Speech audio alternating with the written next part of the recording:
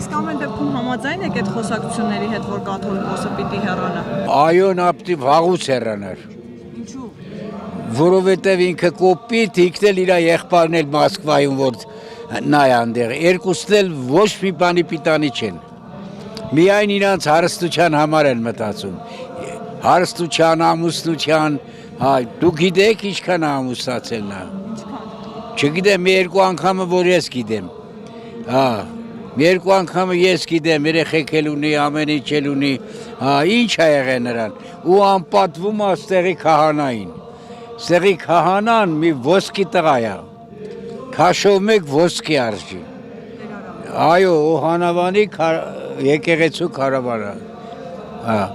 լավ տղա է, շատ լավ տղա է, Արամը։ Ամեն դեպքում կաթողիկոսը պիտի հեռանա, ոչ թե Տեր Արամը, որովհետև Կաթողիկոսը կարգադրել է, որ ազատվի ստեղից դա։ Ինչի համար, որտեվ վարչապետի կնոջը դիմավորել է։ Դրա խաթրու ինատանգել ուզում է ազատել ստեղին։ Այս տղեն չպետք է ազատվի, ամբողջ Օհանավանի գյուղը իր հետևից է կանգնած։ Չպետք է այդպիսի բան լինի։ Իսկ ինչ եք կարծում, այս պատարակից հետո կարող է սա ազդակ լինել, որ կաթողիկոսը ամեն դեպքում հեռանա։ Պատարանքից հետո այդ տղան իր տեղը պետք է շարունակի աշխատի։ Հա, այդ ժամանակ ինքը պետք է իր պոստում չլինի։